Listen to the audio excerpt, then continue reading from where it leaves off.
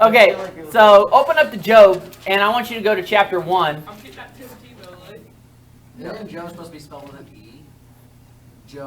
Jabe? No. Joab? Job itself looks like Job. It does look like Job. Job. It is Job, really. Yeah, it is Job, but the English language does whatever it wants to do. Come on, Layla, we're recapping. Yeah, straight Yeah, A's. Hey, Amber's here. Get it? Chapter Look where 8. she's sitting, right? Your friend. Because I'm the only, I was like one of the only here. Hey, I have that So you shirt and sat I'm next wearing to the it. guys? That doesn't make sense. That's not an argument. Yes, it is. That's Dang it, everybody keeps looking at my That's shirts. a A. Because I'm like, That's All right, an Amber, ABC. how many Job lessons have you been to? Have you been to any of them? zero! That's I think I've been to Amber one. got. You've been to one. I've been to one.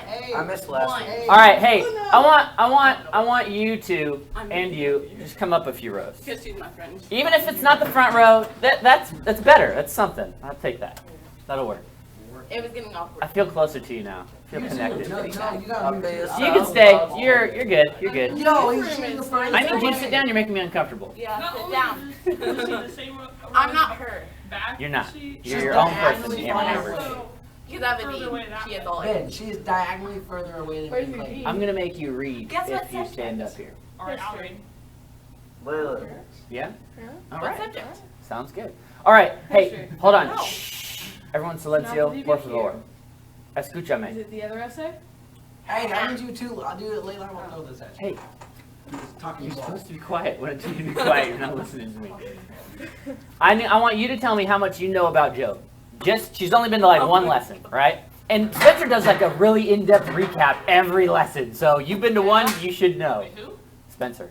You didn't know the guy who teaches every Sunday morning at 9:30? His name is Spencer? Oh, wait, I wasn't listening. I thought his name was Pablo. I spaced out Okay. when you said the name. Okay, everything you know about Job, as best you can, Go. 30 seconds. He lost all his children, animals. He lost his house. Like all his kids' houses and everything was just. His wife. Wife's still alive, Yes. but she don't really think too She's much of him speaking like anymore. a foolish woman. Yeah. So you kind of lost her in that sense. I'm trying to think. I haven't been here in a couple. Okay, so he lost his children. He lost his stuff, like his houses and all of his children's houses. Animals. Animals. He lost his family members. Did you say 30 that? seconds. Servant. Okay. Well, the houses, when they fell, the family members were inside. And they Yeah, died. I remember that. Do you know what chapter we're on? Clayton says he No. lost his servants. They said. We're not there yet. We're not to 8 yet. We're still in like We're 1. not on chapter 8. Yes, we are. No, we're not. Which one do you think we're on? 9. Oh, I trusted you. You said we were on 8. We're on 8. I'll look. I'll know when I get over We're there. not on Hey, 8. we'll argue about it later, and then we'll Yeah. determine who's right, okay? And then we'll laugh. We're going to laugh between her or him, or whoever's wrong, because one of them's wrong, right? It's either 8 or 9, and we'll know when we start reading it. Okay, What if it's 10? hold on. So he lost all his stuff. What else do you know? What happened after he lost his stuff? You're relying on Stop. me.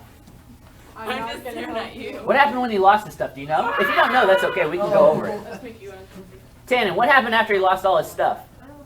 You don't want to talk. She I'll don't do it. know. Just what happened after you. I don't want a whole 20-minute life story that starts with your birth. What happened after you lost his stuff? Layla, sit down for me. He You're, ripped you're it. unable to be quiet and stand, so I'm. There you go.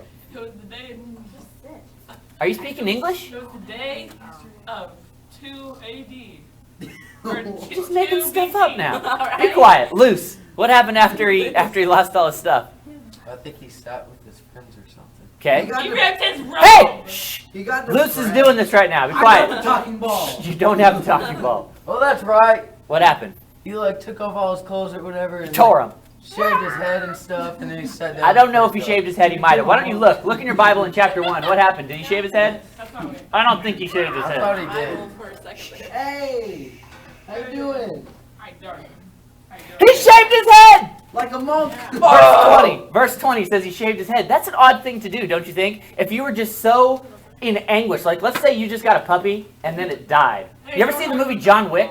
I have. You know when they kill the puppy in the first I scene? cried. Spoiler alert. I cried. It's horrible. It's sad because you love that puppy for the first 5 minutes. What movie? John Wick. Have you seen my Yeah, no His way. wife dies. Hold on. His wife dies. And then gives him a puppy like as she's dead. Like right before she dies, she like sets it up that the puppy will be sent to him. And then it's like, here's something to love since I'm gone, right? And so he's all mad that his wife's dead, but he's all like, okay, I got this puppy I'll take care of and now invest my love into. And then some thugs break in and they kill him. They try and kill John Wick and they kill his puppy. And then John Wick goes, kill my puppy, I'm coming after you and your family and everyone you know. And the best part, I seen the previews. the best part Yeah. is Keanu Reeves plays him.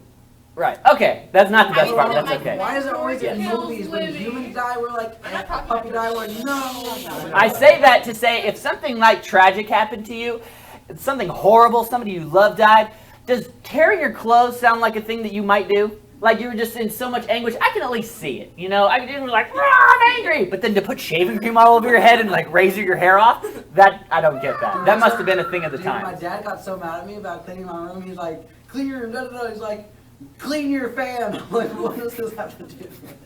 You're just speaking nonsense, Dad. Okay, so hold on. So after all the things happen, Layla, hold on a second. That just means wait. It doesn't mean never speak again. It just means wait a second.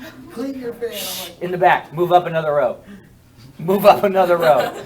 The talking out turn is costing you a row. Move up another When we're row. talking about radio. About radio?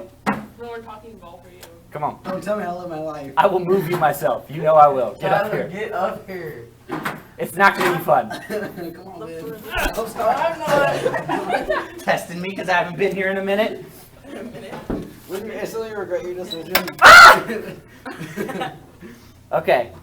There's a lot of shenanigans going on, Justin. I'm sorry. You're going to have to probably cut all of this out. Anyways, so Job, he loses all of his stuff, right? And we did skip a part in the very beginning. What's the very first thing that it says in the book of Job? The very first, if it was a movie and it started playing, what's happening? He's like some super rich dude. He is. faithful. Before that, the very first thing that happens in the movie or if we're watching this on a TV screen, the very first thing that happens, God created Earth. that's Genesis, not in the Bible, in the book of Job. Okay. It is about God, though. What's happening with God? There was Oh, a he's talking with the devil. You're about to lose a row, and he's going to be there by himself because you're the only one talking. You're going to have to sit by Amber. Huh? He's talking with the devil and stuff, and the devil's saying that he's only faithful because he has all this stuff or something like that. Right, but the very first thing is God just talking Job up. Like, Job is the man. Job is the guy. Like, can you imagine everyone on the entire earth that God knows intimately, and he picks out one person and says, this guy. Check him out. He is cool. How awesome is that, right? And then Satan says, he's only faithful because he has a bunch of stuff. because you give him stuff, you protect him, you bless him, right? You're doing all this nice stuff for him. Of course he's going to like you. So then God allows Satan to go take all the stuff, like you were saying, Amber, take all the stuff away, right? So then he tears his clothes, for some reason, shaves his head. That's odd. Yes, ma'am? I know why he shaved his head. Okay, go. It's something the Nazarites did. When they sinned, they shaved their heads. And Job shaved his head because he wasn't sure if he sinned or not, but Okay. he wanted to be saved. Okay, cool. I didn't Oh, I know thought that. you just That's needed very to cool. shave. Because it says in verse 20, then Job arose, tore his robe, shaved his head, and fell to the ground and worshipped and said, naked I came from my mother's womb, and naked shall I return there. The Lord gave, the Lord taketh away. Blessed be the name of the Lord. And then in verse 22 says, in all this, Job did not sin nor charge God with wrong. But that makes sense. He wasn't sure if he did or not, right? He's wondering why all this bad stuff happened to him and was just apparently just erring on the side of caution. Cautioning on the side of, erring on the side of caution. Yep. All right. So that's chapter 1. That's chapter 1. Chapter 2 through the rest of the book of Job is this discussion now happening between Job and Job's friends. Job sat on the ground after he lost all his stuff, Amber, for a week. That really starts. What do you The like, conversation started really at? starts at chapter No. 3. Does it? 7 days and 7 nights. Because then Satan attacks his health. You're right. He does. That's exactly what happens. So, what does he give him? What does Satan give him? Does he kill him? No, he gives him Why doesn't he kill him? Because God told him not to. That's a very important thing to remember, is that God, even in a situation of complete chaos and where Satan is in control, with quotes around that, God's in control, right? Yeah, God's allowing this to happen for a reason, for a purpose. And so Satan is still only allowed to do what God will allow him to do, right? Which is just really cool to think about. That Satan, what does Satan say he's doing when, in the very beginning, when Satan comes in and is in this apparent meeting, right, with God, and want me to blow your mind for a second? Angels. Wouldn't you call those saints or something? Okay, now this is verse 6. Now there was a day when the sons of God came to present themselves before the Lord. Son. Who's that? Sons is more than one. Angels, maybe? It says sons of God. Said sons of God, right? Multiple. There's always cool little things in the Bible you're like, I don't know what that is. It's like an Easter egg. I'm going to talk to God about that when I go to heaven and when I see him. I'm going to find out exactly what that means. They're just Jesus clones, you know? Jesus clones? I don't know. I mean, Hold on, so where were we? What was my question? Do you remember before I squirrel sidetrack a lot. You know this about me, but I'm just letting you know again, just in case you forgot. What was something about the devil or something? What did the devil say he was going to What was the devil doing when God says, hey, what are you doing here? What have you been doing? What does he God say? already knows though. Huh? God already knows. Right, but he's still asking him. He asked him in chapter 1, what was Satan doing? He was going to ask permission to go tempt. But Job. before he got to the meeting, he said, I was just going to and from on the earth. I was just walking around. I was on the earth, walking to and from it, and God says, have you considered my servant Job? Have you seen him? How awesome he is, right?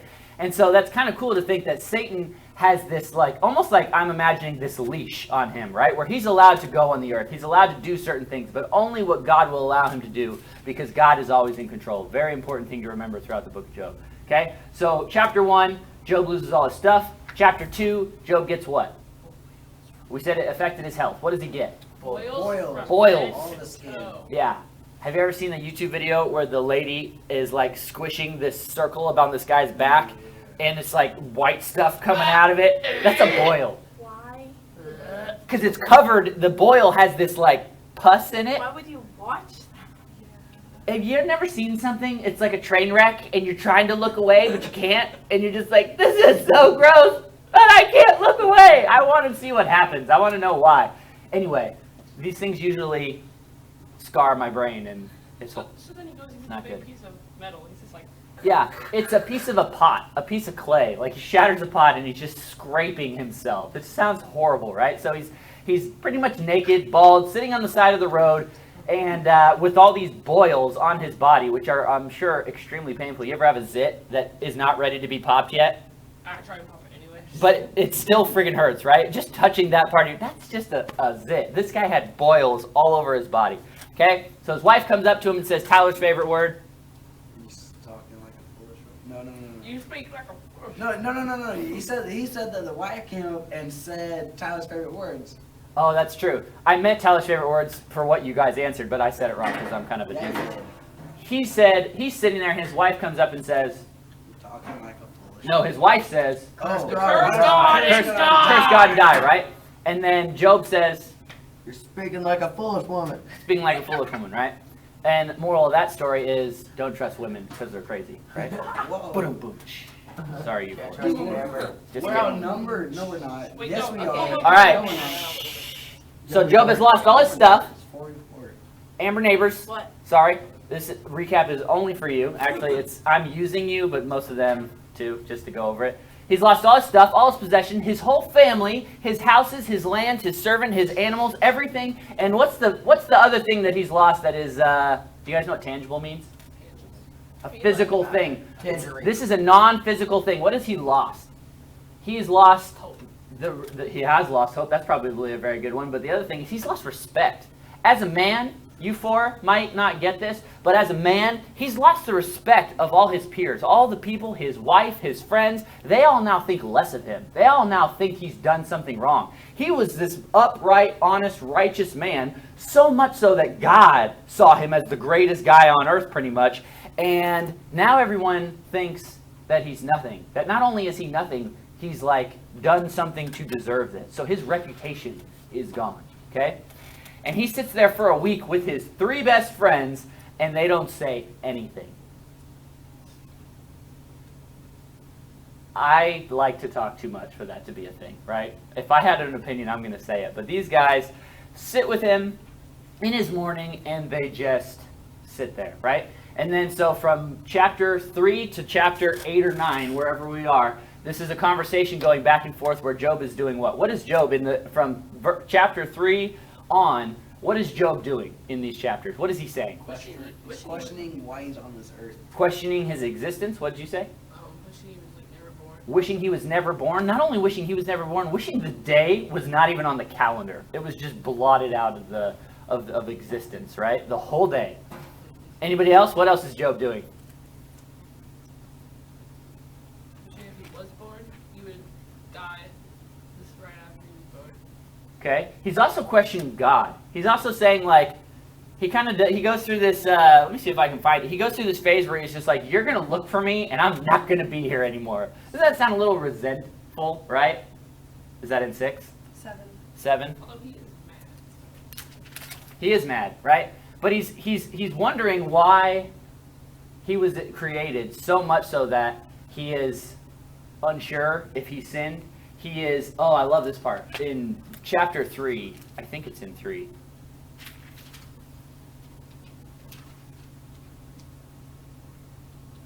Verse 25, for the things I greatly feared have come upon me, and what I dread has happened to me. I am not at ease, nor am I quiet. I have no rest, for trouble comes, right? The thing I have greatly feared, this is my favorite sentence in the entire book of Job, and I just wanted to point it out to you because I'm not sure if Spencer hit on it or not. For the thing I have greatly feared has come upon me. What came upon him? What did he lose? We already said it. He lost his stuff, he lost his health, and he lost what people thought of him. This is the thing that he feared the most, to lose his possessions, to lose his status, and to lose his health. Which is a very natural thing as a human being to think, right? If I just took all your money and all your clothes and your house and your stuff and everything, and nobody liked you anymore, and everybody thought you were a horrible person, and then you got cancer and you got sick and you were about to die, these are the things that we tend to value, right? But this is a great lesson, because in the beginning we hear how awesome Job is, right? But is there a perfect person on the earth? No. The only one was Jesus Christ, right? So even Job himself has his faults. He has his sins, and this is one of them, and this is a sin that every single person on the planet has and shares with Job, is that rather than valuing at the top God, our relationship with God, our status with God, making sure that that's priority number one, we tend to value our health, our stuff, our friends, their opinions. Those are a big one, right? What people think of us. All of a sudden those jump just very easily, rather than thinking, did you guys see on Facebook the ESPN, some guy's wife died in a car accident? Anybody else see that besides me? His wife was killed by, I think, a drunk driver, and at her eulogy, which is at her funeral, he's speaking, and he's only saying, I didn't lose my wife. I know where she's at. She's in heaven. I'm going to see her again. And everything he was saying was just, he was okay with it. This horrible thing has just happened. The person he loves the most in this world was gone in less than a few days, right? This speech had happened a couple days from this time. And he is already in the state of, God's the most important. God's at the top. What really matters in this life, right? If somebody hurts me, if somebody wrongs me, if I lose some position or some status, what really does that matter in relationship to our eternity and to God? And having that mindset sets you, right, for God. If everything you do worries about God and worries about what he wants of you and expects of you and thinks of you, everything else falls into place. Everything else. And that is his major error, in my opinion, and is why we now have to read another 40 chapters of them arguing about this. However many, Job's really long. 38, 40, 40-something. We're going to be here for a couple Right. days. It's this whole conversation that could all be solved if Job said, I don't care what you think. His 3 friends, right, that are telling him he's a horrible person. Spoiler alert, that's what they do from chapters 3 to chapter 8, is they say, you made God mad. You've done something wrong. You deserve this. This is something that you have caused.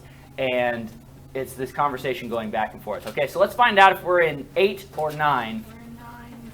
We're going to find I out. feel like we're in 8 or 9. It's either we just finished 8 and that's what I'm going off of, or just starting 9. All right, so the consensus is we're done with 8. Well, hold on, let's check real quick. So Bill's dad, the shoe height is an 8. And let's recap it and just read it, even though we know. Let's all laugh at Tyler really quick. We're not in chapter 8, but we're going to recap it a little bit. You've been here, you should know. Huh? We've been here, you should know. I trusted you. You should All right, know I'm going to read 8 really fast, then we'll popcorn 9, okay? Just to get us caught up for what Bildad's saying, because 9's going to be a direct response to 8, so we need to remember what 8 said. I wasn't here for 8 too. That's okay, then we're going over it right now. It says, this is Bildad, this is one of his friends talking smack to him, right? How long will you speak these things? And the words of your mouth be like a strong wind. Does God subvert judgment, or does the Almighty pervert justice? That's him saying, you deserve this. God's righteous, right? Which he is. They say bits of truth. Have you ever heard that? I think it was in a quote on Adolf Hitler that said, in order to make someone believe a lie, there has to be a kernel of truth, right? God is righteous, isn't he? His judgment is perfect, isn't it? He's just wrong for the fact that God was judging Job. He wasn't judging Job, but God's judgment is perfect. God is righteous. So he's saying things that are true mixed with things that are untrue. They're mixed with his opinions, which is a big thing that we also do with God. We assume things about God. What was assumed about Job, or what was assumed about God towards Job? He was mad. Yeah, everyone, even Job, assumed certain things about God. Job's friends assumed things about God. Okay, does God subvert judgment, or does the Almighty pervert justice? Verse 4, if your sons have sinned against him, he has cast them away for their transgressions. If you would earnestly seek God and make your supplication to the Almighty, if you were pure and upright, surely now he would awake for you and prosper your rightful dwelling place. Though your beginning was small, yet your latter end would increase abundantly. For inquire, please, of the former age, and consider the things discovered by their fathers, for we were born yesterday and know nothing. Because our days on earth are a shadow, they will not teach you and tell you and utter words from their heart. Can the papyrus grow up without a marsh? Can the reeds flourish without water, while it is yet green and not cut down? It withers before any other plant. So are the paths of all who forget God, and the hope of the hypocrite shall perish. Boom! Again, he mixes truth with falsehoods, right? He's saying, can a marsh grow without, can papyrus grow without a marsh? Can you have something that's good happen without a little bit of struggle, without a little bit of work, without a little bit of dirtiness, right?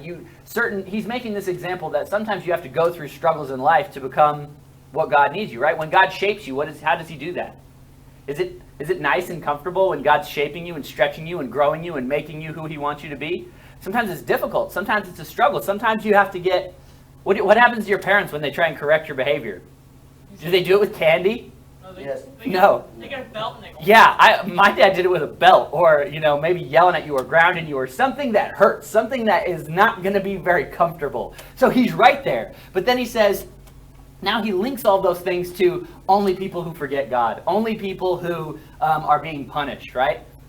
And that's not always true. Sometimes we can be doing what God wants us to do, but God just having to show us his path, show us his way by changing us or shaping us or growing us. And sometimes that's not always comfortable. Sometimes he's just saying, hey, get outside your comfort zone. Go talk to somebody you don't usually talk to. And sometimes that's uncomfortable. Sometimes that's a struggle, right? It doesn't necessarily mean we're doing something wrong. It just means God's pushing us and growing us.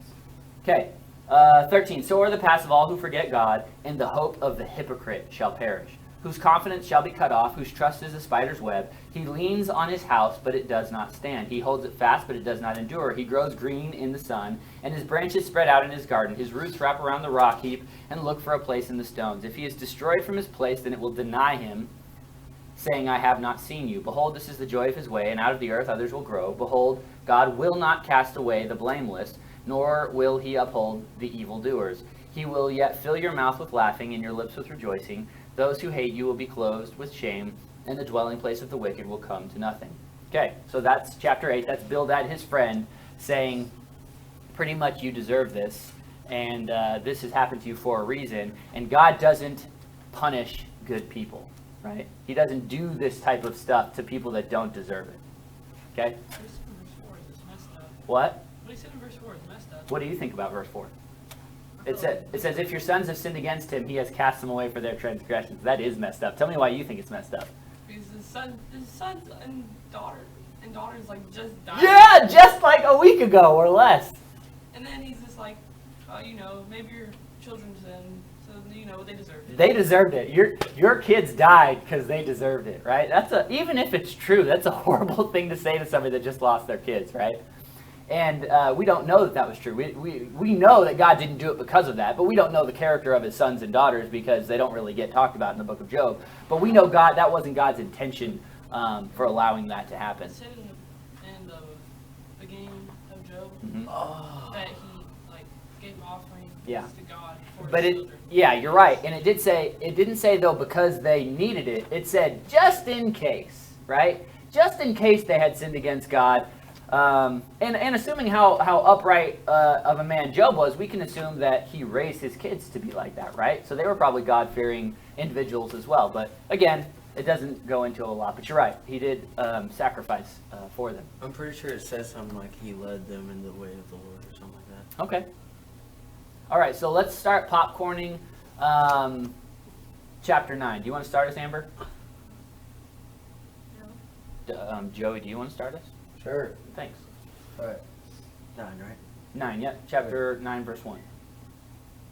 Indeed I know that this is true, but how can mere mortals prove their innocence before God? Hold on, who's talking here? Job. Job. Okay. Though they wished to dispute with him, they could not answer him one time out of 1,000. His wisdom is profound, his power is vast. Who has resisted him and come out unscathed? Scathed. River. He moves mountains without their knowing it, and overturns them in his anger. He shakes the earth from its place and makes its pillars tremble. Popcorn, Clayton. We're in verse 6, right? 7. He speaks to his sun, and it does not shine. He seals off the light of the stars. He alone stretches out the heavens and treads on the ways of the sea. He is the maker of the bear and Orion, the Pleiades, and the constellations of the south. He performs wonders that cannot be fathomed, miracles that cannot be counted. When he passes me, I cannot see him. When he goes by, I cannot perceive him. If he snatches away, who can stop him? Who can say to him, what are you doing? Popcorn. Does God not restrain his anger? Even the cohorts of Rehab cowered at his feet. How can I dispute with him? How can I find words to argue with him? Though I were innocent, I could not answer him. I only plead my judge for my mercy. Even if I summoned him and he responded, I do not believe he would give me a hearing. He would crush me with a storm and multiply my wounds for no reason. He would not let me catch my breath, but would overrun me with my misery. If it is a matter of strength, he is mighty. And if it is a matter of justice, who can challenge him? Popcorn. Ashley. 20, right? Yeah. Yeah. Though I am righteous, my mouth will condemn me. Though I am guiltless, he will declare me guilty. I am guiltless. I do not take notice of myself. I despise my life.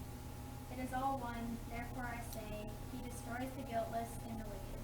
If the scourge kills suddenly, he mocks the despair of the innocent. The earth is given into the hand of the wicked. He covers the faces of its judges. If it is not he, then who is it? Now my days are swifter than a runner. They flee away, they see no good. They slip by like reed boats, like an eagle that swoops on its prey. Though I say I will forget my complaint, I will leave off my sad countenance and be cheerful. I am afraid of all my pains. I know that you will not acquit me. Popcorn. Since I am already found guilty, why would I struggle in vain? Even if I washed myself with soap and hands with cleansing powder, you would plunge me into a slime pit, so that even my clothes would detest me. It is not a mere mortal like me that I might answer him, that we might confront each other in court. If only there were someone who mediate between us, someone to bring us together, someone to remove God's rod from me, so that his terror would frighten me no more. Then I would speak up without fear of him, but as it now stands with me, I cannot. Okay, so in the beginning of chapter 9, Job is just talking about all this cool stuff God can do, right? I want you to find there's at least five things. I want you to find, what does Job say about God and about God's power? You cannot restrain his anger. What verse? God does not restrain his anger. 13. 13? Okay. There's still five more. Five that I found. Oh. That show God's greatness, He's God's the maker power. of the bear and the Orion. Do you know what those are? Those are constellations. Sorry. Yeah, Orion. You ever hear Orion's belt? Yeah. Yeah. Oh, that's Orion. I said And Orion. and the bear is the Ursa Major. Okay, cool. And then Pleiades, I guess? Pleiades. Yeah, the only reason I think they're constellations is because of Orion. I'm assuming they're constellations. So he's saying he made the stars, okay? What else did he make? Or what else can he do? That's one. He alone stretches out the heavens and treads on the waves of the sea. Okay, so he walks on water and he stretches, what does he say? He spreads out the heavens, as in he created them, and treads on the waves of the sea. Okay, that's two. He speaks to the sun and it does not shine. Okay, He seals up the light of the stars. yep. Commands the sun and it does not rise. If God willed it, if he wished it, if he wanted it, the sun just wouldn't come up tomorrow. We'd just be Alaska and it'd be dark all the time. Another one. Antarctica. Somebody else besides Clayton. Two more.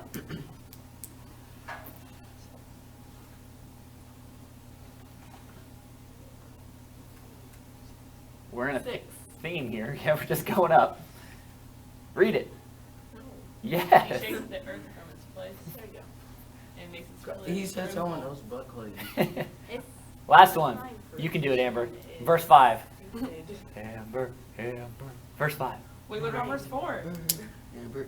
Well, 5's before 4. Yeah, let's do So, five. we don't have to go on. He Do 5. removes mountains suddenly, who overturns them in his anger.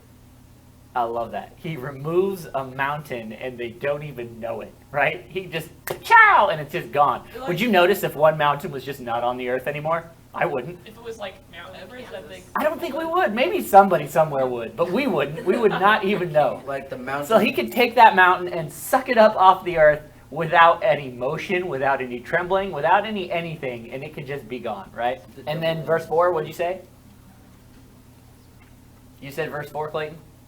Yeah. What do you like about verse 4? His wisdom is profound, It's profound. What does profound mean? unimaginable. Unimaginable? Okay. Like a profound. His power is vast. There you go. So he says all these things are unimaginable and his power is vast. And then he goes on and says all this stuff about the stars and the sun and the mountains and all this stuff. Why is he telling us how great God is? In the entirety of chapter 9, what context does that give us about this chapter? Why is he telling us that God can do all these great things? Because God's God, and he gets to do anything. Okay? Relate it to Job, though. What's Job saying? Go back and... Do we need to reread it? God's Or do you wanna look? silent. Huh? God's great, so he can do. He can defeat, fight us for all. He can judge me. Okay. We're gonna go back a little bit because this is a really cool part. It says, "Truly I know it is so," because his friend just got done kind of condemning him, right? Right?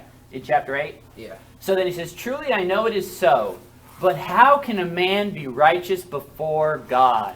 So essentially in chapter 8 he says, "Hey, God destroys the unrighteous people. God punishes wicked people. God did all these things to you because of your unrighteousness," right? Which we know is not true because God said Job was righteous. But then Job agrees with him and says, "I know that's what God does, but how can I be righteous?" And think about that for a second. Can any of us be completely righteous before God? That's what Job's saying. I'm not perfect. Job knows he didn't do anything wrong. Job knows, he even says it a couple times in there, that he's blameless. I'm looking for it. 21. Although I am blameless. Yeah, I am blameless, yet I do not know myself. I despise my life. Much what Layla was saying is he's unsure. He doesn't know why all these things are happening to him. He just knows he didn't really do anything wrong.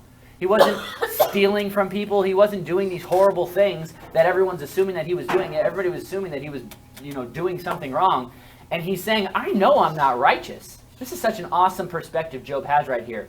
I know I'm not righteous. I know that's what God does. But who really could stand before God and claim righteousness? Nobody, right? He says, if one wished to contend with him, who's God, he could not answer him one time out of 1,000. So if God stood before you, Tyler, and said anything to you, what could you say against God? Nothing. To argue with him, to say he's wrong, to say that you shouldn't have done that, or I don't think that was fair, right? We don't have the ability to do that. It wouldn't work, right? It would not. God is righteous in everything that he does. For whatever reason, God does those things. Even knowing that Job was blameless, God's still righteous. And that, to me, is the greatest thing Job has said in this entire book so far, right? That was a cool statement. God is wise in heart and mighty in strength, who has hardened himself against him and prospered. Who has gone against God? Who struggled against God? Who said, I'll show you God, and then done well for themselves? That's what Job's saying. Nobody, right? No. Then he goes on to say how awesome God is. This is what God does, right? Satan tried, now he's under Yeah. control. Yeah, keep in mind though, Job doesn't know that. Job doesn't know Satan's in the equation. Okay? So from verse 10 on, what are we talking about now? Paraphrase that for me, somebody. Verse 10. From 10, yeah, because we just did from verse 1 to 9, where Job is understanding that no one's righteous before God, and that God can do whatever he wants to us, right? And that he is always righteous in his judgment and everything that he does, right? And that he's powerful all the way up to verse 9. Now what are we talking about on from there? Even if, you're saying even if I say I'm blameless, God will still, You talking about 21 again? wait, no. How about 14? Even if we're in Look at 14. How then can I answer him and choose my words to reason with him? Right? It's kind of along the lines of what we were just talking with. It's his friend saying, you've done these things. You need to repent for your sins. And Job's saying, I didn't do anything, so what am I supposed to say to God? And in the end of chapter 9, what does he say? In the end of chapter 9, what does he say that he is? In verse 34, 35.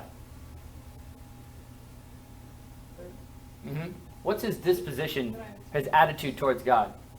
Can I speak up without fear? Don't just read it. Tell me what his attitude is towards God. Read those two things and let me know how he feels towards God.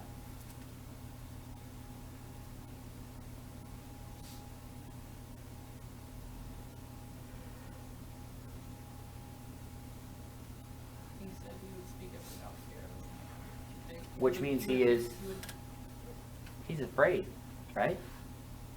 Don't you think? You're supposed to be afraid. Yeah, all this stuff has just happened to him in a day, right? All at once. Boom, boom, boom, boom, boom. And he knows that it's of God. And he's right in that regard, right? And wouldn't that make you afraid? If you knew God was doing something to you and you didn't know why, and it just kept happening until you have nothing, until you're barely even alive, right? And then in 34 he says, let him take his rod away from me, and do not let dread of him terrify me, right? Then I would speak and not fear him, but it is not so with me. He's afraid, right? Because he doesn't know why all these things are happening to him. Verse 21, like Clayton was saying earlier, I am blameless, yet I do not know myself. I despise myself.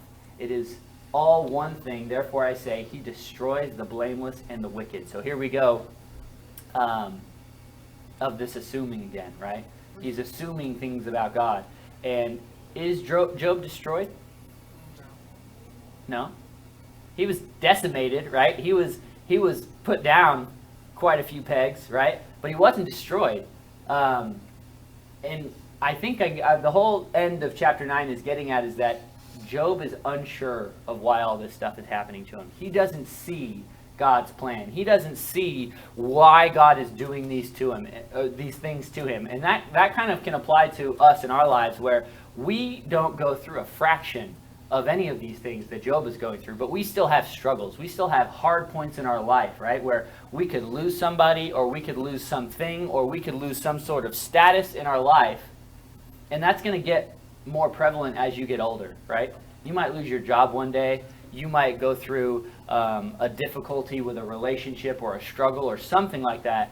And all of a sudden, we can maybe get angry with God because of these things. Has anybody ever been angry with God before? Are you afraid to say it? Yeah, you have? Two people? And maybe you haven't. Maybe your life is just so peachy king awesome that you've just been like, no, the things are fantastic. Or maybe you're just so righteous that you realize all these things are from God and they're of good for good reason. But Job's main teaching point, I think, at the end of chapter 9 is that we don't always see God's plan. We're not always aware of the why. And I'm a big why person. When I was a kid, my mom said I was super annoying because every time they would tell me something, I was like, why? And if they would tell me why, I would be fine with whatever it was. But what do your parents say when you say why? Because I said so. Because I said so! And that just ate me alive as like 6-year-old Ben, and I would just be a tyrant from that point on until I would get what I want or they would whip me into submission with groundings or beatings or whatever it was. Make your own switch. So, I don't know if that's just me, because I'm me and I'm not you. I don't know how you guys work, but you guys want to know why things happen? Do you guys want to know if your parents tell you to do something? Does that ever eat you alive if they don't tell you why? Yes. But what if you don't see that? As a kid, your parents have ever said, you're like, hey, can I go to John's house? And you're just thinking like you don't have anything to do, your homework's done, your chores are done, and they're just like, no! And you're like, why? And they're like, because I said so, get out of here, that's it, right? I just feel so devastated at that point, like, there's no reason why I shouldn't be able to go to John's house, and they just so horribly and hatred and meanly told me no for no reason, and now don't even want to tell me why. Like, did something happen? Did I do something? That's exactly what Job's thinking right here. He just wants to know what the heck is going on, right? And he doesn't get that picture. And sometimes we don't get that picture for a reason, right? God is, again, righteous in everything that he does. And having God as that number one priority, like we were talking about earlier, right? Above our status, above our stuff, above our health. What if you get cancer? What if you get boils? Are you going to wonder why? You will wonder why. But essentially, if we say, who cares about this 80-some years on this earth that we get, and we live for eternity instead, and we say, hey, I'm still going to bless God, I'm still going to worship God, I'm still going to try and do what God has for me to do, regardless of my status, regardless of my stuff, regardless of what happens to me in this earthly life, is God still our number one? And sometimes maybe that's what he's trying to teach us. Maybe that's what he's trying to teach Job. You remember from chapter 3 where he says, this is the thing that I have greatly feared, right? So always, even though Job didn't necessarily do anything wrong, we're being stretched, we're being grown, we're being molded as this clay into what God wants us to be. He did that with his disciples throughout their entire time with him, was constantly stretching them and growing them and changing them. So I love looking back into the Bible and see what Jesus Christ did, and then relating it later on, either to myself or to a different story, and saying, God is the same yesterday, today, right? He never changes. He's always consistent. The Bible says that. He's the same yesterday and today. So if he did something then, if those were his motivations back then those are still his motivations today. We can assume this is how he's treating us still today, which is trying to grow us. You guys remember the disciples when they first started walking with Jesus? They were kind of dense, right? Yeah. Not overly bright, always questioning God's motives, always doing this. Not really very faithful or very strong or kind of always in need of his guidance. And then when he left, when he was gone, how awesome were they, right? Because they had grown. All of a sudden now they're missionaries and pastors and preachers, and they're starting churches, and they're getting persecuted. And they're doing all these great things. Why? Because God was stretching them. He was growing them in his time there, right? Through these probably painful times, painful lessons and struggles. And so I just want you to keep that in mind and try and apply that to your life. Each one of these chapters, try and figure out something you can pull from them to say, hey, what does that mean to me today, right now? How can I apply that to my life right now? And Job chapter 9 to me says, we don't always have the whole picture. We don't always get the full story. Sometimes God says, because I said so, and that's all we get. And it might drive us crazy, but if we keep God as that number one spot and we say, that's fine, I'm going to deal with it, I'm going to suck it up, and I'm going to wait until I get the more of the picture. Or maybe it is just, what did I say earlier I wanted to ask God about? Oh yeah, the sons of God, right? Maybe it's gonna take until I get to God and I get face to face and I can say, hey, what was this about, right? Maybe Job gets up there and goes, what happened when I was like 29 or whatever he is here, 30, 40 years old, and he says, what the heck was going on? Maybe he never gets to figure out. Yeah. I already looked at towards the end of Job. Yeah, you did. God. Don't ruin it. Don't ruin it. I'm saying for you in your life, maybe when you don't get that full picture, maybe we get to have it revealed to us and maybe we don't. Maybe that's something that we just have to wait to talk to God about. But does anybody else have anything else about chapter 9 that I didn't cover? Maybe a verse that you saw that you really liked or that stood out to you? No? You covered it pretty good? All right, so next week we'll go back over 10. Spencer should be back. Try not to throw us off and tell us that we're on 8 or 9. We're on 10. said we're on 9. We're on 10. All right, so let's pray. I would like, if you guys would, somebody to volunteer to pray. That's you? Already, good job. Go ahead and pray for us, and then we'll be out of here. Dear God, thank you for this lesson you've given us. Just give us insight about what we should do if we feel like we're being judged by you. I ask you to remind us of this lesson and show us that we need to just remember that it's part of your plan for our lives and you're just trying to stretch us out and make us who you want us to be. And I ask you to give us a good 10:30 service in Jesus' name. Amen.